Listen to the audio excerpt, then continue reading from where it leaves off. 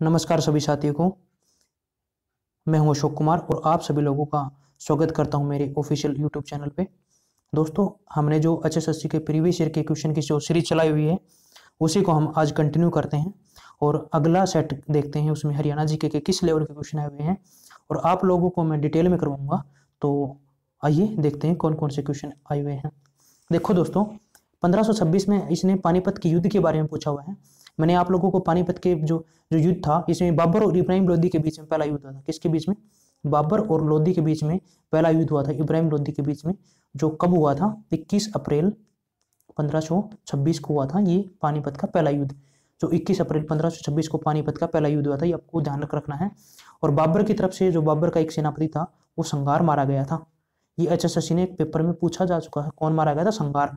और लोदी की, जो इब्राहिम लोदी था, इसकी तरफ से ना अपने ग्वालियर का शासक था ना, वो भी एक मारा गया था। ग्वालियर का शासक कौन बना गया था? विक्रमजीत है ना, विक्रमजीत है ना, ग्वालियर का शासक मारा गया था इब्राहिम लोदी के साथ इस युद्ध में। और लोदी वंश का ये पहला शासक था जो युद्ध के मैदान में मारा गया था। ये भी आपको ध्यान रखना है। और इसके हारने का कारण तो सबसे इंपॉर्टेंट यही था कि यहाँ की जो स्थानीय जनता थी उसमें रोष की भावना थी, इसी वजह से मारा गया था। और बाबर का ये जो बाबर था ना, ये इसने बाबर ने पहले भी 2-3-4 12 हरियाणा उस पे इंडिया पे आक्रमण किया था, या सिंध के प्रांत पे भी आक्रमण किया था। बट 1526 में ये आदम का यहाँ, और इसने है ना तुगलमा युद्ध नीति का प्रयोग किया था। तुगलमा युद्ध नीति का प्रयोग किया था। वैसे ये युद्ध है ना आधे ही दिन चला था, ये मानते हैं।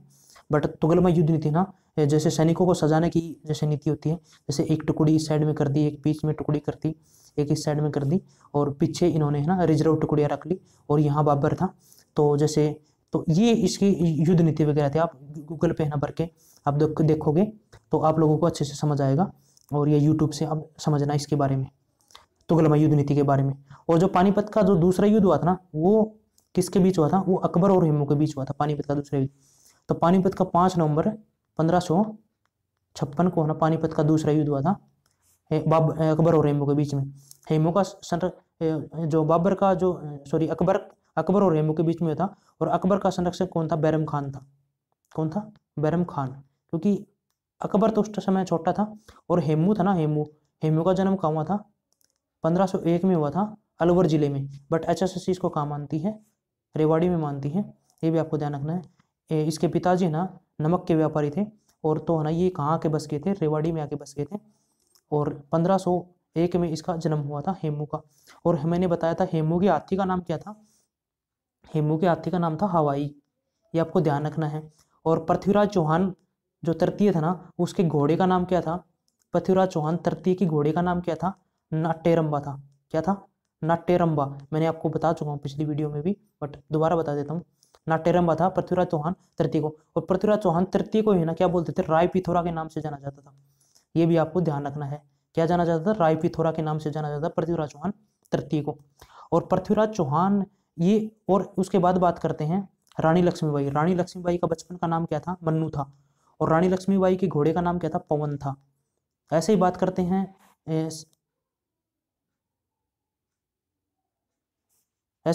हैं क्या बोलते हैं? महाराणा प्रताप। तो प्रताप के घोड़े का नाम क्या था? चेतक था, सबको पता है। और इसके हाथी का क्या नाम था? राम प्रसाद था। क्या था? राम प्रसाद था। ये भी आपको ध्यान रखना है। राम प्रसाद हाथी को ना ये अकबर पकड़ ले गया था। कहाँ पकड़ ले गया था? आगरा में। बट है ना उसने, हाथी ने कुछ वहीं दम तोड़ दिया था। तो ये इंपॉर्टेंट ये आपको ध्यान रखना है हमेशा के लिए। हरियाणा की राजधानी है ना, हरियाणा की राजधानी कौन सी है? सबको पता है, चंडीगढ़ है। हरियाणा की राजधानी चंडीगढ़ है। और चंडीगढ़ शहर का ये बसाया किसने था, या किसने? ये जवाहरलाल नेहरू ने 1952 में इसकी नींव रखी थी। बट अगर क्वेश्चन पूछ ले कि 1953 में नींव किसने रखी थी, तो ये रखी थी राजेंद्र प्रसाद ने। ये भी आपको ध्यान रखना है। ये केबीसी में क्वेश्चन पूछा जा चुका, शायद 50 लाख रुपए का। 1953 में किसने नींव रखी थी? राजेंद्र प्रसाद ने। 1952 में किसने नींव रखी थी? ये रखी थी पंडित जवाहरलाल नेहरू ने। और चंडीगढ़ का अगर एरिया की बात करें ना, तो चंडीगढ़ का एरिया 114 स्क्वायर किलोमीटर है। ये भी आपको ध्यान रखना है। चंडीगढ़ का एरिया कितना है? 114 स्क्वायर। और ली कार्बूजियर था, ली कार्बूजियर फ्रांस का, ये इसका ना क्या था? वास्तुकार था। ये आपको ध्यान रखना है चंडीगढ़ के बारे में। और हरियाणा की राजधानी तो क्या होगी? चंडीगढ़ होगी। अगर बात करें ना हरियाणा की राजनीतिक राजधानी, राजनीतिक राजधानी हरियाणा की, तो वो कौन सी है राजनीतिक राजधानी? वो रोहतक। राजनीतिक राजधानी कौन सी है? रोहतक। और अगर बात करें ना बांगर की राजधानी, कौन सी? बांगर की राजधानी, तो वो है उचाना। कौन सी है? उचाना। बांगर की राजधानी उचाना, जो जींद जिले में पड़ता है। अगर बात करें ना अहिरवाल की राजधानी, अहिरवाल की राजधानी, तो वो है रेवाड़ी। ये भी आपको ध्यान रखना है। अहिरवाल की राजधानी अहिरवाल का लंदन रेवाड़ी है। अगर बात करें ना हरियाणा की इकोनॉमिक कैपिटल, इकोनॉमिक कैपिटल या हरियाणा की है ना इकोनॉमिक कैपिटल की बात करें तो वो कौन सी है? फाइनेंशियल कैपिटल कौन सी है? वो अपनी है गुरुग्राम। ये भी आपको ध्यान रखना है। ये आईटी इंस्ट्रक्टर के पेपर में पूछी जा चुकी है हरियाणा की। ये इकोनॉमिक कैपिटल गुरुग्राम है। ये भी आपको ध्यान रखना। प्रशासनिक राजधानी हरियाणा की कौन सी है? चंडीगढ़। आपको वो टिक करना है। ये गौर से सारी चीजें है ना सीखते जाओ, कोई दिक्कत की बात नहीं है कि रिपोर्ट में। राजा हर्षवर्धन किसके पुत्र थे? प्रभाकर वर्धन के पुत्र थे। राजा हर्षवर्धन का जन्म कब हुआ था? 590 में हुआ था, इसका जन्म हुआ था। और राज्यवर्धन और हर्षवर्धन है ना, 2 भाई थे, राज्यवर्धन और हर्षवर्धन, और ये प्रभाकर वर्धन के पुत्र थे। ये आपको ध्यान रखना है। और इसने हर्षवर्धन ने कौन कौन सी लिखी थी? प्रियदर्शिका, रत्नावली और नागानंद। प्रियदर्शिका, रत्नावली और नागानंद। दर्शिका और रत्नावली और नागानंद। रत्नावली और नागानंद, ये 3 है ना, इन्होंने क्या लिखी थी? नाटक वगैरह इन्होंने लिखे थे। रत्नावली किसका? वो जो है रत्नावली फेस्ट कुरुक्षेत्र में मनाया जाता है, कुरुक्षेत्र यूनिवर्सिटी में। अरे किस किसने देखा है? नालाई को देखा तो नहीं होगा तुमने। रत्नावली, बाकी चीजें तो आप लोग देख सकते हो, मेरे को पता है, इतना विश्वास है। रत्नावली फेस्ट के बारे में आप लोग देखना, जो कि हर्षवर्धन से संबंधित है ये। और ये वर्धन वंश का राजा था, ये प्रभाकर वर्धन का पुत्र था। ये भी आपको ध्यान रखना है। हरियाणा स्टेट फॉर्म, हरियाणा कब बना था? 1 नवंबर 1966 को हरियाणा बना था। और हरियाणा पंजाब का 35.18% हिस्सा हरियाणा को मिला था। कितना मिला था? 35.18% हरियाणा को हिस्सा मिला था। ये आपको ध्यान रखना है। और हरियाणा है ना 18वें संविधान संशोधन के तहत 17वां राज्य बना था। कौन सा? 18वां संविधान संशोधन था इंडिया का, और 17वां राज्य बना था। ये आपको ध्यान रखना। ये बहुत बार पूछा जा चुका क्वेश्चन। और लोग है ना इसमें क्लोज ऑप्शन आते हैं 15, 16, 17, 18, 19, 20। तो ऐसे अगर ऑप्शन आ गए ना तो आप लोग फंस जाओगे। तो 18वां संविधान संशोधन था, 17वां राज्य। 18वां संविधान संशोधन, 17वां राज्य, ऐसे 5-7 बार बोल लोगे तो आपको ध्यान आ जाएगा, कोई दिक्कत नहीं है। हरियाणा का प्रथम डाकघर पासपोर्ट सेवा केंद्र कहाँ को लगा था? करनाल में को लगा था। आपको ध्यान रखना है। कौन सा शहर हर्षवर्धन की राजधानी रहा था? थानेसर हर्षवर्धन की राजधानी रहा था। थानेसर हर्षवर्धन की क्या थी? राजधानी थी थानेसर। और दूसरी राजधानी कौन सी थी? कन्नौज थी। कन्नौज कहाँ पड़ता है? यूपी में। और कन्नौज से वर्तमान में एमपी कौन है? ये भी आप कमेंट करके बताओ। दंगल फिल्म में महावीर सिंह फोगाट का चरित्र किसने निभाया? देखो दंगल फिल्म है ना गीता और बबीता फोगाट पे बनी हुई फिल्म है। गीता और बबीता फोगाट, ये दोनों कहाँ के हैं? ये कहाँ के हैं? बलाली के। कहाँ के हैं? गीता और बबीता फोगाट बलाली के हैं, जो कि चरखी दादरी में पड़ता है, जो कि वर्तमान में नया जिला बना है चरखी दादरी में। चरखी दादरी जिले की 2 डेटें हैं, 16/11/16 HSS दोनों मानिए, और 1 दिसंबर 2016 HSS लेटेस्ट में ये कल के पेपर में मानिए 1 दिसंबर 2016। ये आपको ध्यान रखना है। और 16/11/2016 ये पहले मानिए HSS ने। तो दंगल फिल्म में महावीर सिंह फोगाट का चरित्र किसने निभाया था? आमिर खान ने निभाया था। महावीर सिंह का चरित्र आमिर खान ने। ये भी आपको ध्यान रखना है। How many Lok Sabha constitution? Haryana में कुल कितने लोकसभा निर्वाचन क्षेत्र हैं? देखो हरियाणा में लोकसभा निर्वाचन क्षेत्र कितने हैं? 10 हैं। और 10 की 10 सीटें है ना किसने जीती हुई हैं? अब की बार बीजेपी ने जीती हुई हैं। और हरियाणा में SC रिजर्व सीटें कितनी हैं? MP की 2। कौन कौन सी हैं? अंबाला और कौन सी है? सिरसा। अंबाला से कौन है? सुनीता दुग्गल। सिरसा से कौन है? सिरसा से कौन है? सुनीता दुग्गल। अंबाला से कौन है? रतनलाल कटारिया। ये आपको ध्यान रखना है।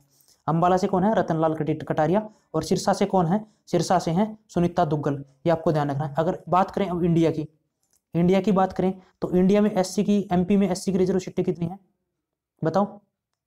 84 सीटें SC की रिजर्व है। और ST की कितनी है? 47 सीटें SC की रिजर्व है भारत में। ये भी आपको ध्यान रखना है। भगत भारती, सत्याग्रही प्रहलाद, मीरा मतवाली और श्याम सतसई, ये इसकी काव्य इसकी किसकी हैं काव्यांश, या जो इसकी काव्य करती है काव्यात्मक रचना तुलसीदास शर्मा दिनेश, इनका संबंध कौन से जिले से, भिवानी से। आपको इतना याद रखना है बस। तुलसीदास शर्मा दिनेश ये कौन से जिले संबंध रखते हैं, भिवानी से रखते हैं। इंपॉर्टेंट क्वेश्चन है। यमुना नदी किसकी दूसरी बड़ी उपनदी है, तो गंगा की सबसे बड़ी नदी। यमुना नदी की बात करें ना तो ये बंदरपूंछ की चोटी से निकलती है, बंदरपूंछ की चोटी से निकलती है, और कितनी 6330 मीटर की ऊंचाई से निकलती है, ये भी आपको ध्यान रखना है।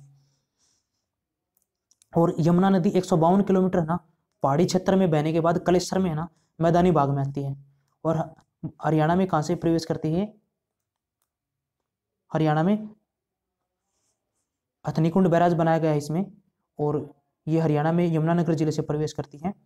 और यमुनानगर जिले, और ये है ना हरियाणा के कौन कौन जिले में बहती है, ऊपर है ना उसमें यमुनानगर में बहती है, यमुनानगर में। उसके बाद कौन से जिले में बहती है, करनाल में। उसके बाद कौन से जिले में बहती है, पानीपत में।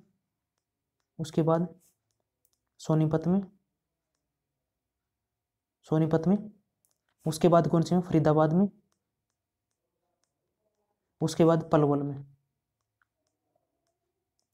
तो 1 2 3 4 5 6, तो हरियाणा के 6 जिलों में ये है ना यमुना नदी बहती है, यमुनानगर में, करनाल में, पानीपत में, सोनीपत में, फरीदाबाद में और पलवल में। और यमुना नदी की अगर हरियाणा के साथ बात करें तो 320 किलोमीटर की सीमा बनाती है उत्तर प्रदेश के साथ में। और यमुना की सबसे बड़ी सहायक नदी है ना चंबल नदी है। चंबल नदी कहाँ से निकलती है, चंबल नदी निकलती है मध्य प्रदेश से। एमपी में कहाँ से निकलती है, मऊ से निकलती है, मऊ से निकलती है मध्य प्रदेश में चंबल नदी। और चंबल नदी के बारे में याद रखना 3 च, चंबल, चूलिया, चित्तौड़गढ़। तो चंबल नदी के ऊपर है ना चूलिया जलप्रपात है। कौन सा जलप्रपात है, चूलिया। और कहाँ है ये, चित्तौड़गढ़ में है। कहाँ है, चित्तौड़गढ़ में, राजस्थान में। और कितनी ऊंचाई है, लगभग 16 मीटर के आसपास इसकी ऊंचाई, 16 से 18 मीटर इस चूलिया जलप्रपात की ऊंचाई है। ये आपको ध्यान रखना है चंबल नदी, क्योंकि ये इसकी यमुना की सबसे बड़ी सहायक नदी है, ये पूछ सकते हैं, नेशनल जी का क्वेश्चन है। और जो चंबल नदी है ना उसी नदी के अंदर है ना सबसे ज्यादा घड़ियाल पाए जाते हैं। क्या पाए जाते हैं, घड़ियाल पाए जाते हैं, मगरमच्छ पाए जाते हैं इसी में। और सबसे ज्यादा ये है ना कृषि का अनुपजाऊ क्षेत्र बनाती है। देखो जैसे ये है ना नदी, चंबल नदी बह रही है ना, इसके साथ में जो कृषि का एग्रीकल्चर लैंड है ना, ये ऐसे ऐसे बहती रहेगी, और ये और है ना कभी ये सिकुड़ी भी जाएगी, और बहुत गहरी नदी है ये, और इसी नदी में घड़ियाल पाए जाते हैं, और ये है ना अनुपजाऊ कृषि क्षेत्र बना देती है। ये आपको ध्यान रखना है चंबल नदी के बारे में। और चंबल नदी कोटा है ना चंबल नदी के किनारे पे है, और आगरा के नजदीक है ना ये किसमें, यमुना नदी में मिल जाती है, ये भी आपको ध्यान रखना है। निम्नलिखित में किस खिलाड़ी ने 400 विकेट हासिल की और 5000 रन बनाए हैं, देखो 434-35 के आसपास इन्होंने विकेट लिए हैं कपिल देव ने। कपिल देव का जन्म कब हुआ था, 6 जनवरी 1959 को जन्म हुआ था। कहाँ हुआ था, चंडीगढ़ में हुआ था, ये आपको ध्यान रखना कपिल देव का जन्म। और कपिल देव है ना इन्होंने 400 प्लस 434-35 विकेट लिए हैं, 5000 से अधिक रन बनाए हैं, ये आपको ध्यान रखना। और अमित मिश्रा क्रिकेटर हैं, ये भी बॉलर हैं, ये इनका संबंध भी कहाँ से है, इनका संबंध भी हरियाणा से है। हरियाणा के किस जिले में सरसों की सबसे अधिक पैदावार होती है, देखो सरसों की सबसे अधिक पैदावार वर्तमान में कौन से जिले में होती है, भिवानी में होती है, ये आपको ध्यान रखना है। पहले एचएसएससी ने क्वेश्चन कौन सा आंसर माना था, महेंद्रगढ़ माना था, बट ऑप्शन में तब भिवानी नहीं दिया था। अब इसने भिवानी माना था, महेंद्रगढ़ में नहीं दिया है। तो सरसों की सबसे अधिक पैदावार कहाँ होती है, भिवानी, ऑप्शन के अकॉर्डिंग, ठीक है, ये आपको ध्यान रखना है। और एनडीआरआई कहाँ है, देखो आगे वाला क्वेश्चन है ना, राष्ट्रीय डेयरी अनुसंधान संस्थान, तो ये इसकी स्थापना कब हुई थी, 1955 में हुई थी, करनाल में। और इसकी स्थापना अगर मूल रूप से बात करें ना, प्रश्न पूछ ले कि मूल रूप से NDRI national dairy research institute की स्थापना कहाँ हुई थी, तो 1923 में हुई थी। कहाँ हुई थी, बेंगलुरु में हुई थी। कहाँ हुई थी, बेंगलुरु में इसकी स्थापना हुई थी। और इसको इंपीरियल नाम दिया गया था उस टाइम में। और इसको डीम्ड यूनिवर्सिटी का दर्जा कब मिला है, 1989 में इसको ना डीम्ड यूनिवर्सिटी का दर्जा मिला है इसको, एनडीआरआई को। ये करनाल जिले में पड़ता है, आपको ध्यान रखना। बनावली किस जिले में, जहाँ सिंधु घाटी सभ्यता के साक्ष्य, बनावली से है ना फतेहाबाद में है। बनावली में क्या मिला है, देखो बनावली मिट्टी का हल मिला है, जुते हुए खेत के साक्ष्य मिले हैं। मिट्टी का क्या मिला है, हल मिला है, जुते हुए खेत के साक्ष्य मिले हैं। अग्निवेदिका के साक्ष्य मिले हैं। अग्निवेदिका क्या होती है, अग्निवेदिका माचिस, माचिस के साक्ष्य मिले हैं। यहाँ पे वाशबेसन मिले हैं चांदी के, क्या मिले हैं, वाशबेसन चांदी के मिले हैं। और सबसे है ना अमीर सभ्यता की बात करें ना, तो ये है ना बनावली सभ्यता है। नेशनल जी के पढ़ते तब आती है। अब बनावली सभ्यता सबसे अमीर सभ्यता है, ये आपको ध्यान रखना है। और सबसे गरीब की बात करें ना, गरीब, तो वो कौन सी है, कालीबंगा है, कालीबंगा, जो कि कहाँ पड़ती है, राजस्थान में। ठीक है, ये आपको दोनों चीजें याद रखनी है। बनावली इंपॉर्टेंट फैक्ट है, बनावली की खोज किसने की थी, अभी आपको ध्यान रखना, लगती याद है, ये आर.एस. बिष्ट ने की थी। इसने की थी, आर.एस. बिष्ट ने इसकी बनावली की खोज की थी। और मूल रूप से बनावली कौन से जिले में पड़ता था, ये पड़ता था हिसार जिले में, बट फतेहाबाद है, अगर वर्तमान में माने तो ये फतेहाबाद जिला आएगा, ये आपको ध्यान रखना है। इंडियन नेशनल लोकदल का नेता कौन है, ओम प्रकाश चौटाला जी हैं इंडियन नेशनल। भूपेंद्र सिंह हुड्डा कांग्रेस से हैं, भूपेंद्र सिंह हुड्डा कौन से हैं, कांग्रेस, जिनका जन्म कब हुआ था, 15/9/1947 को हुआ था। और चौधरी बंशीलाल थे, इनका जन्म कहाँ हुआ था, गोलागढ़ में हुआ था। कब हुआ था, 26 अगस्त 1927 को हुआ था। 26 अगस्त 1927 को बंशीलाल जी का जन्म हुआ था। ओम प्रकाश चौटाला जी का 1 जनवरी कितने को हुआ था, 1930 को हुआ था, 35 को, कमेंट करके बताओ। चौधरी ओम प्रकाश चौटाला का जन्म। और ओम प्रकाश चौटाला हरियाणा के 5 बार सीएम रह चुके हैं, आपको मैं बता देता हूँ, 5 बार। हरियाणा के सबसे अधिक बार सीएम रहने वाले ना, हरियाणा के सीएम ये रह चुके हैं। हरियाणा की सरकारी भाषा कौन सी है, हरियाणा की सब राजकीय भाषा हिंदी है और दूसरी भाषा पंजाबी है, आपको दोनों ध्यान रखना है। हरियाणा की पहली भाषा कौन सी, हिंदी है, और दूसरी भाषा कौन सी, पंजाबी। जब हरियाणा बढ़ा ना, आपको मैं बताऊं, जब हरियाणा की एक भाषा तो हिंदी थी और दूसरी भाषा हरियाणा की कौन सी थी, तमिल थी। बंशीलाल का किसी 2-4 नेताओं के साथ मतभेद था, उसी वजह से इसको तमिल लैंग्वेज कर दिया।